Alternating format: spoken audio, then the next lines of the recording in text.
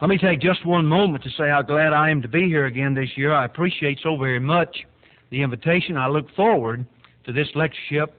As soon as I start back home, I begin looking forward to being able to come back and be with this lectureship the following year.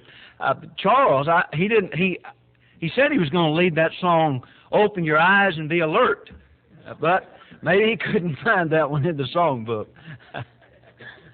I know this is a difficult hour after we have eaten, but I hope our lesson at this hour will be of such that we can stay awake for this time. Go to sleep for the next time, but stay awake during this lesson. As I said, I'm glad to be here with you all. Debbie we'd made plans for months for her to come and be here with us this year. But we were leaving Friday morning. Thursday evening, about 5 o'clock, she called and said that our daughter-in-law, Brandy, was down sick. And, of course, they've got the new baby, about 3 months old, so she just could not come. So I'm sorry that she was not able to be here with me. But maybe the next time she'll be able to come and be here with me. Let me say one more thing. Jack had mentioned about the Online Academy of Biblical Studies. If you're not even getting on there and watching some of those lessons, some of those programs, you ought to, because it is a very fine program. My class that I'm teaching, I really need to say that Ted Thrasher and I have that class, because almost every Saturday before I log on to start I have to call him and say, "Now, how is it that I get on here so I can teach this lesson?" And he's very kind. He emails me back and he'll tell me how to do it, and he'll say, "This is number 2 now." So every time he has to tell me how to do it. But I appreciate those men who do that. And if you're not involved in that to some degree, get on there and join in those Bible studies, because they are beneficial to all. Let's look in 1 Corinthians chapter 7 now, verses 1 through 5, and we're going to be talking about a lesson on the family and Christian responsibility. Let's first read the text, and then we'll talk a little bit about the background of this text, and then we'll get into the body of our study. But to begin with, verse number 1, the Bible here says, "Now concerning the things whereof we wrote unto you, it is good for a man not to touch a woman. Nevertheless, to avoid fornication, let every man have his own wife, and let every woman have her own husband. Let the husband render unto the wife due benevolence, and likewise also the wife unto her husband. The wife hath not power of her own body, but the husband. And likewise also the husband hath not power of his own body, but the wife. Defraud ye not one the other, except it be with consent for a time, that you may give yourselves to fasting and prayer, and come together again, that Satan tempt you not in your incontinency." Well, let's think about the background of this.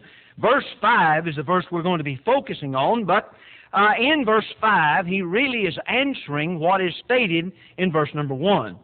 In verse number 1, he says there, concerning the things whereof ye wrote unto me. So here was some questions that had been written and asked the Apostle Paul, and he's writing them, and he's giving them that answer. In fact, chapter 7 is dealing with the marriage issue. The first part of the chapter is dealing with those who are married, and then the latter part is dealing with those who are not married. In verse number 1, it said, "It is good for a man not to touch a woman." The word touch here refers to that intimate relationship that is solely to be had and enjoyed and be a part of a marriage. Nowhere else is that to be had. It is only to be in the marriage bond. Here it talks about that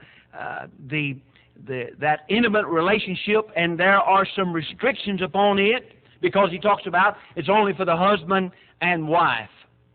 Now, Paul is saying here that he is speaking this not by commandment. And some people say, well, that means that it is not something that has to be followed. No, that's not the case at all. Paul is simply saying here, this particular kind of information has not been addressed earlier or before.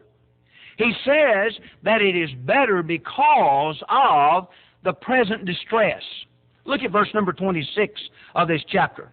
He says, I suppose, therefore, that it is good for the present distress. I say that it is good for a man so to be. Now, in that he's saying it is better, if it's possible, for an individual not to be married. Why? Because of persecution. Because of the great persecution that was on the church. There was great difficulty in maintaining faithfulness. Paul, in this letter to the church at Corinth, is writing to correct some problems. This happens to be a problem that goes on around the city of Corinth. A lot of immoral things was taking place in that particular area.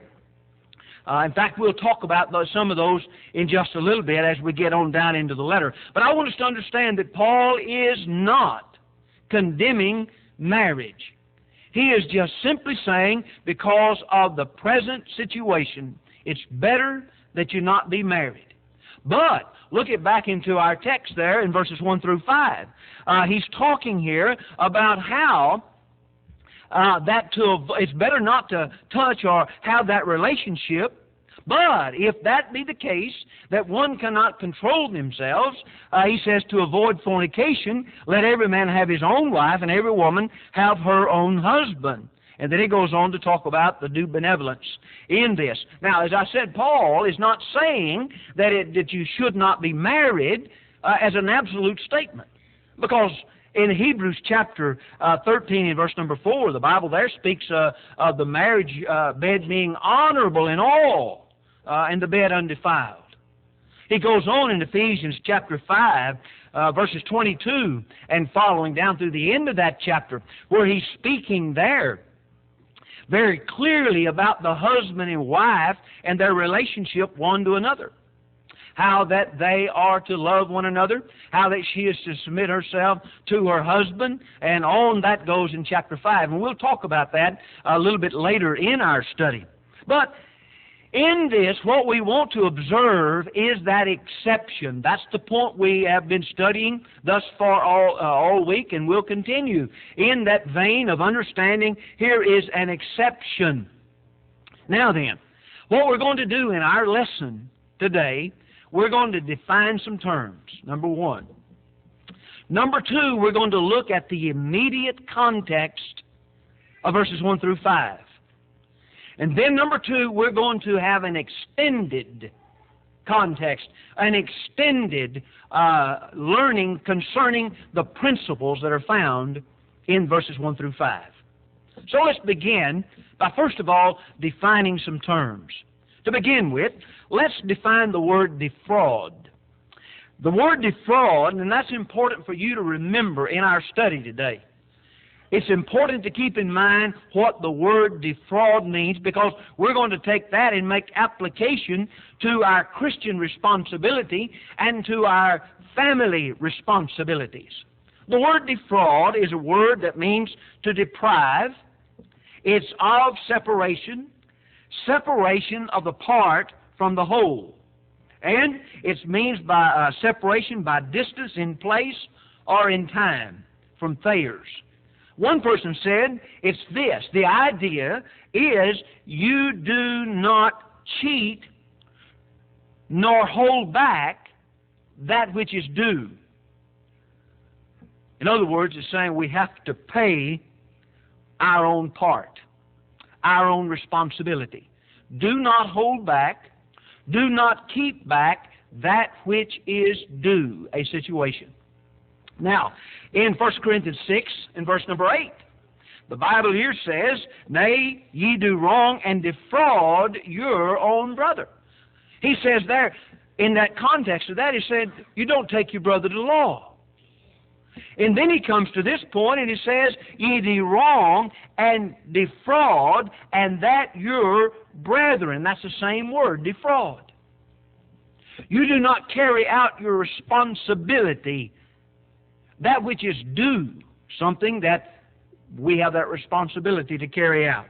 It means we must not remove oneself from our responsibility. Defraud.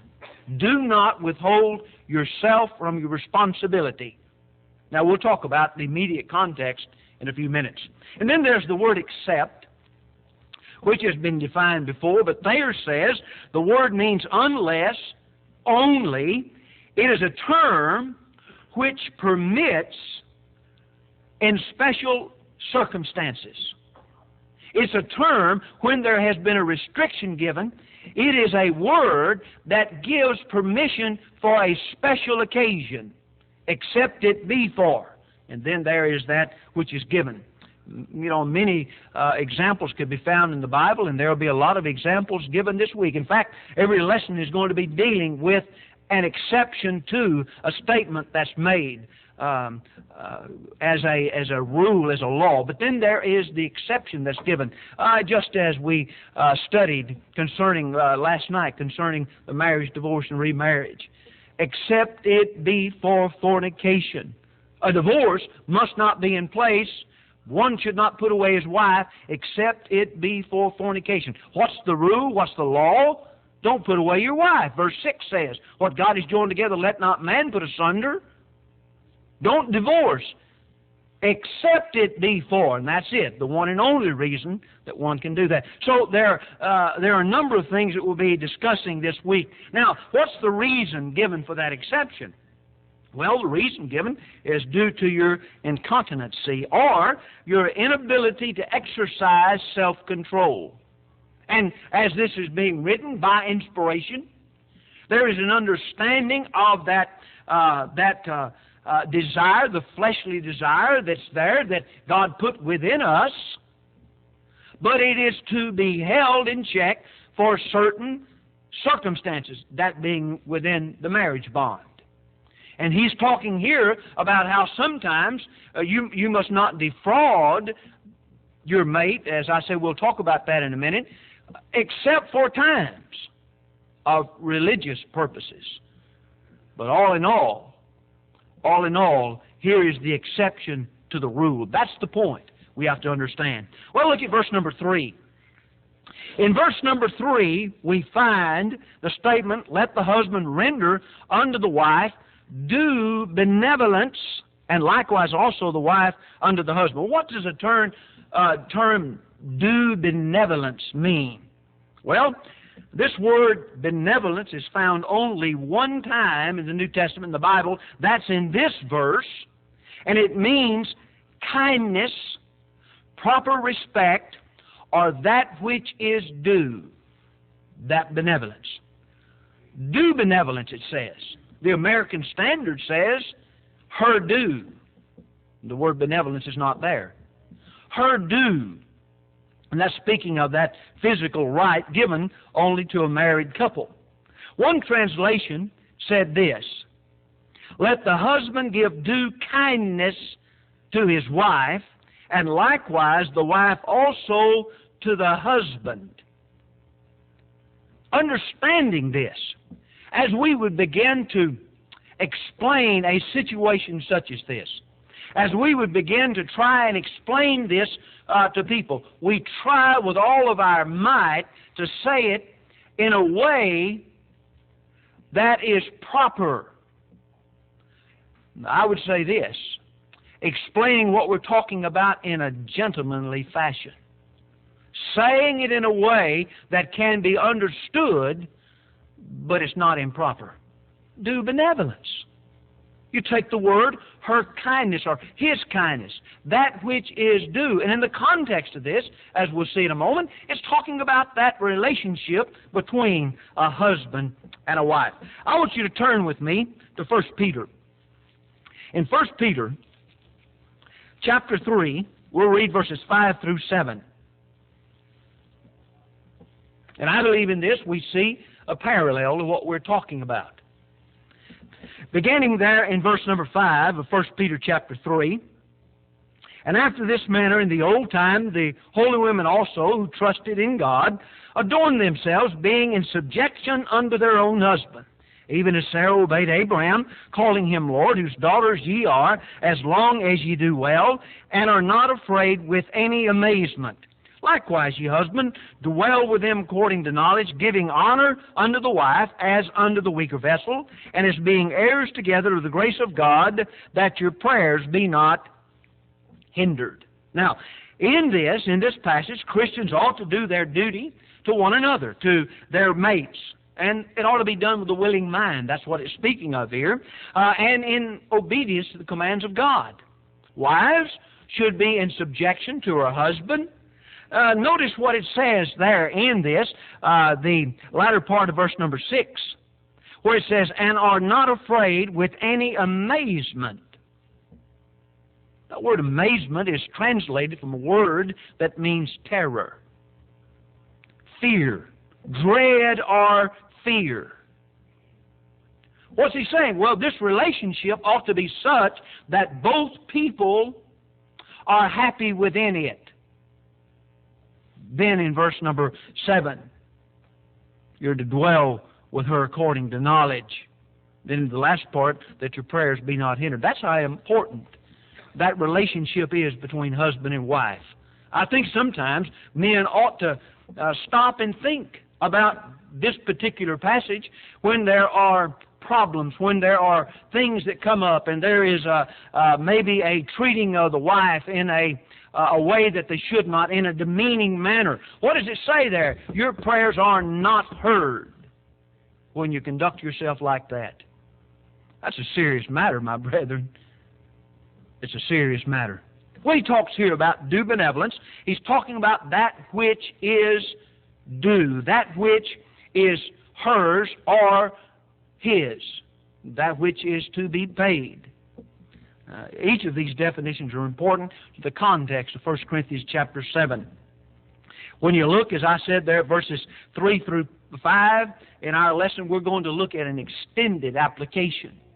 But to begin with, I want to look at the immediate context. So follow with me the immediate context. And the point here is, this was designed and given that they maintain their faithfulness in the church of Corinth. Why would there be a need for a question to be asked concerning this, and then for Paul to turn around and spend this entire chapter answering that question? Well, because the church was in an area, in a place, where there was a lot of immoral things. A lot of things were going on that were immoral. Now, on top of that, there was persecution. You take those two and put them together, and Paul is saying you need to make sure you maintain your faithfulness. And one of the ways that you have to, one of the things you have to be aware of is the fact that you must take care of one another's needs. Why? Because it's so immoral there. Things going on can pull one or the other away from that home relationship. In the city of Corinth, there was the temple of Venus, just as one example, where they had 1,000 women priests who were prostituting themselves in the name of religion. That's how immoral it was in that area. There were many vices. Well, here was the message to those. To begin with, in verse number 1, he's saying if you're not married, it's better to be like I am. Don't be married. But because of your desires, it's better to have your own wife. He goes on now. What is the responsibility of the husband to his wife? Well, we have already made mention that this intimate relationship is to be had only in the marriage bond, no place else. That's why, in going back to our text, notice what he says there in verse number 2.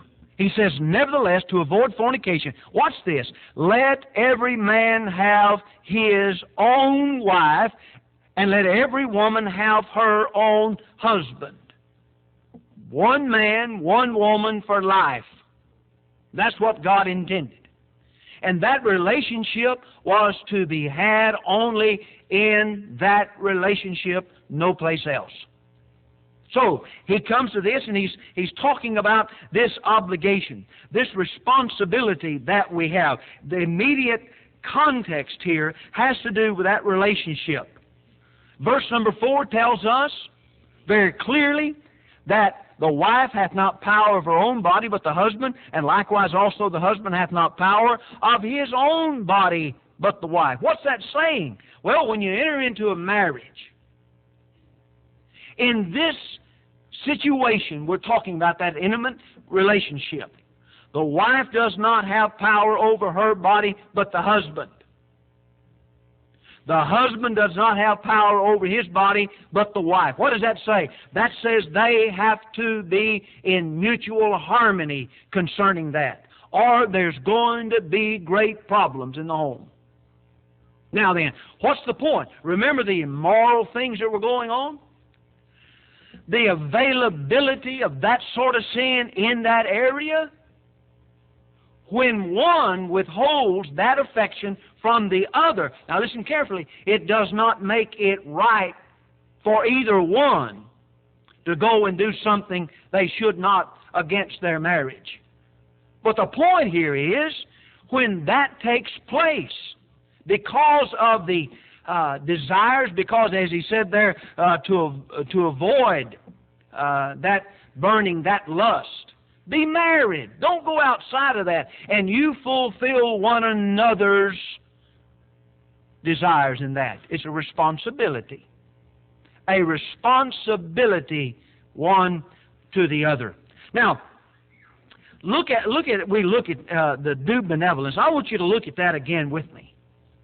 The due benevolence, what does that mean again? Well, that means what is due, what is paid, what is owed. What is owed must be paid. Why? Because I have no power over my own body. My wife has not power over her body, but we have that power over one another. And that's a great responsibility. A great responsibility.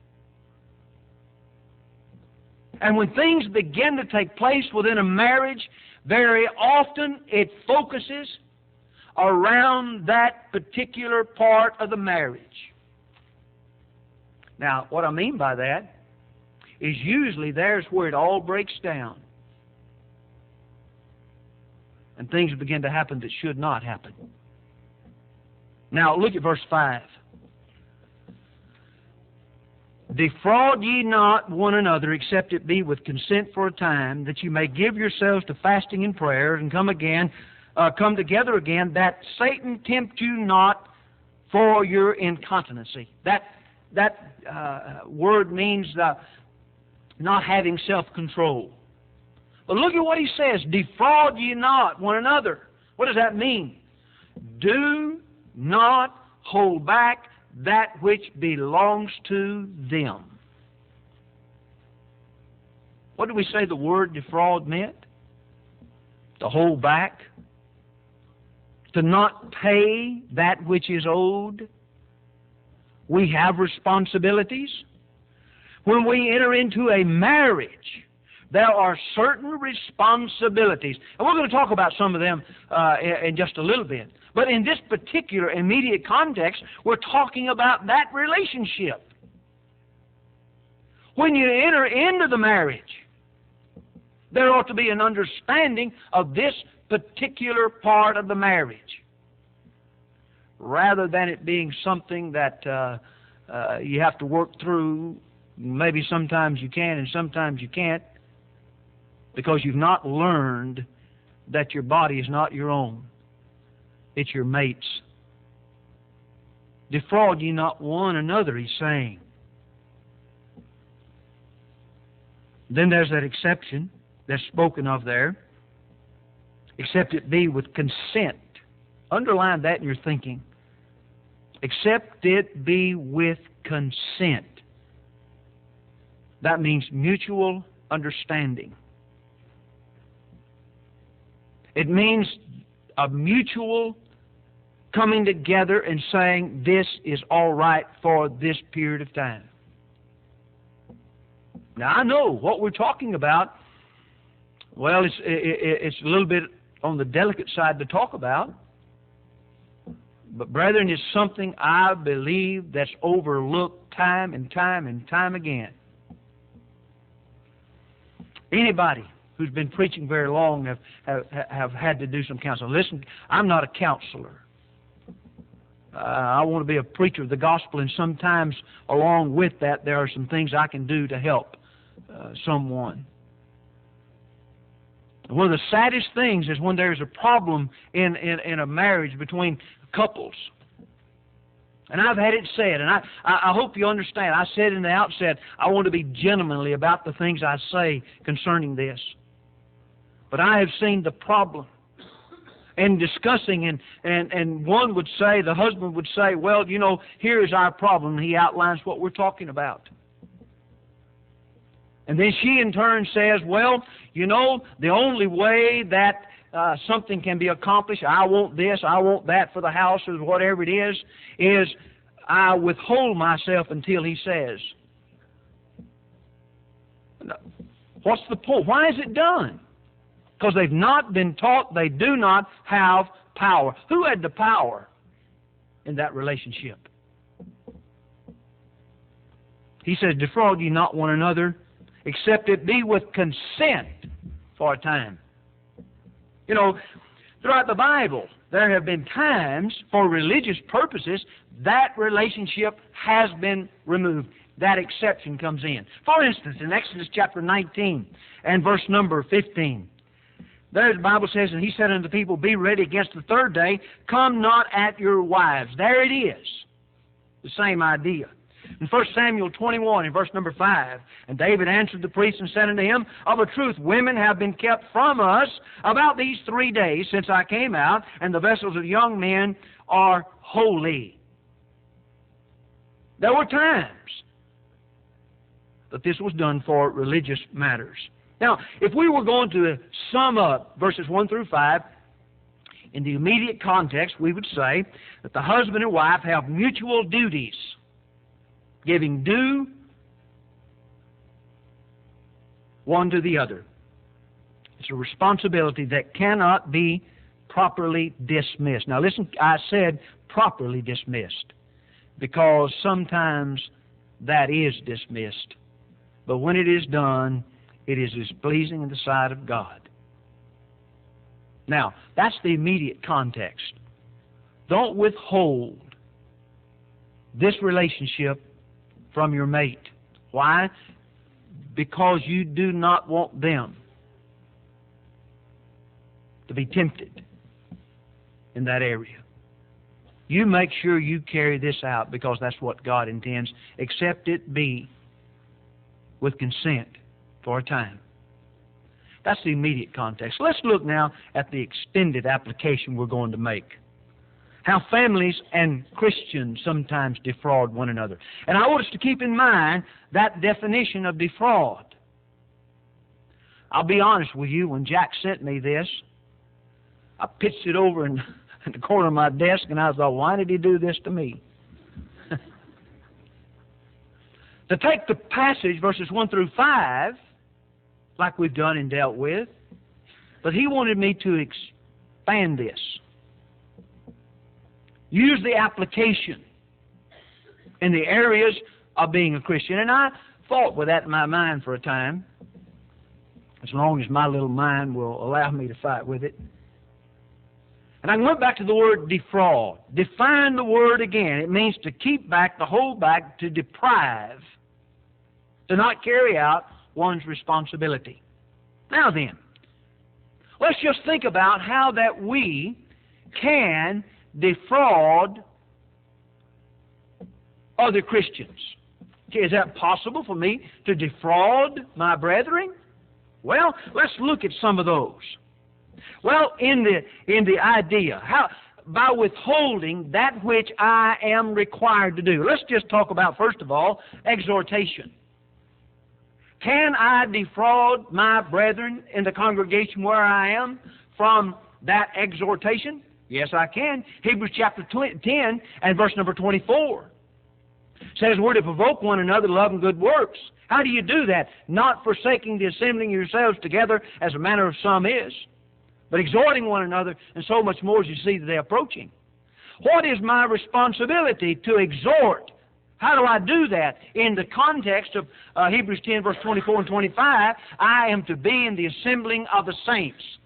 Do I defraud my brethren when I do not assemble with the saints? When I withhold my presence? I certainly do. I defraud them. I hold back that which I have the responsibility to give to them. The exhortation. Hebrews 13, verse 3 says we're to exhort one another daily while it is called today, lest any of you be hardened through the deceitfulness of sin. There's a reason, and I have the responsibility to try, to exhort, to strengthen, to encourage my brethren. And if I do not do that, I am defrauding them. I'm withholding that which is due them. I am not carrying out my responsibility to them. Well, what about my endeavoring to keep unity? Striving to hold together and be united. In Ephesians 4, in verse number 3, endeavoring to keep the unity of the Spirit in the bond of peace. Unity, my brethren, is needed in the church today. And one of the reasons that unity is not realized is because some, now when I say this, listen carefully, some are withholding their fellowship. I did not say withdrawing fellowship. They just withhold it. We're just not going to do those things. And if we're not careful, brethren, as a congregation, we withhold this fellowship. We are not really united except on Sunday morning, Sunday night, and Wednesday. And if we happen to have a gospel meeting. But unity is something that we ought to be striving for every single day. In congregations and throughout the brotherhood. I can defraud my brethren by not striving to be united with them, not standing together. We could talk about how that we're not to be in fellowship with those things that are out of touch with God's Word, that are not in harmony with Scriptures. But we're talking about our brethren defrauding, and just simply by saying, I'm holding back that which promotes unity in the church. You know, what does unity do? Well, it allows us to do the Lord's work as it ought to be done. That's what the Lord prayed for in John 17:21, that we all may be one, as thou, Father, art in me, and I in thee, that they may be one in us, that the world might believe that thou hast sent me. Unity. And we can withhold unity. We can defraud our brethren that which is needed to strengthen the church and to show the community that truly we are the children of God. So, there is that exhortation. That is that endeavoring to be united. Also, I have a responsibility to those who are out of step with God. Do I have a responsibility to restore those who are erring in the faith? Is that my responsibility? And do I have the right to defraud them of trying to restore them? I don't have that right. Galatians chapter 6, verse 1 and 2. Ye which are spiritual, restore such a one in the spirit of meekness. That's our responsibility. In 1 Corinthians chapter 5,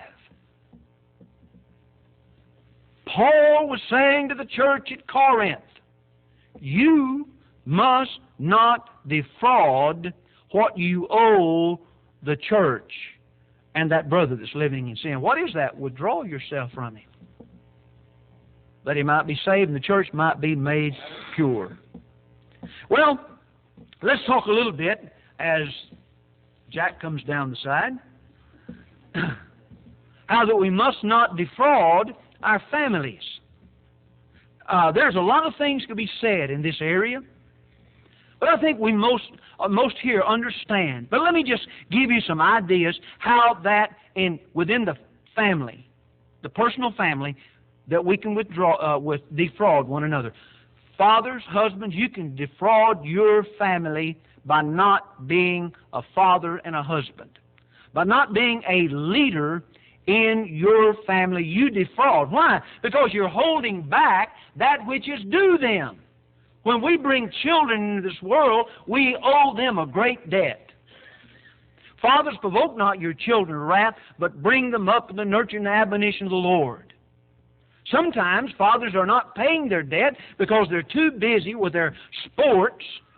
Sometimes they're too busy with their jobs. Sometimes they're too busy with other things to pay their debt to their family, to their children, to their wives. We talked about that intimate part of that relationship, but there's also the man has to be the head of his family. And let me say this.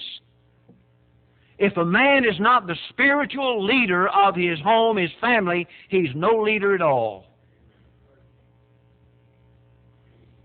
That's a responsibility. That's something that's due my family. I must not defraud them from that great responsibility. What about wives? Wives are to be in submission to their husbands. Ephesians 5, verse 22. And Titus chapter 2, verses 4 and 5. That gives a good insight into what a wife and a mother is to do. The older women are to teach the younger women to be sober. On it goes, but the thing I want to focus on is that the older women are to teach the younger women. That means the younger women are to learn to love their husbands and to love their children.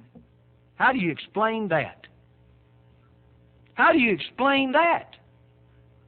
Why would they need to be taught to love their husband? Didn't they fall in love with him when they were in college or wherever it was? Well, yes. But by inspiration, we find that the older women are to teach the younger women how to love their husbands. It's not talking about that infatuation. It's talking about real love that ought to be between a husband and a wife. That's sacrificial love. And you defraud your family, ladies, when you don't love your husband in that way, when you're not submissive to him in that way. And then it also says to love your children. What woman in this building hadn't held their child in their arms and somebody come up and say, well, you better learn to love him? You'd say, why, I love that child with every ounce of my being. But it's talking about a different, a stronger, a higher kind. It means you give them what God desires that they have. Make sure that you do the best for them. You provide for them. And do not hold it back. That includes discipline. I don't have time for that with your children. But let me say one more thing. Husbands, wives, children have that responsibility in a home. But you know that responsibility never does end in our homes. I look now. I see my 4 little grandsons. And I think, I owe them. I owe them to try to help my sons and daughter-in-laws to raise those children so that they will know what God wants them to know and they can prepare themselves for heaven. Defraud ye not one another. Don't hold back what you owe, and you'll never have that debt paid off. Thank you very much.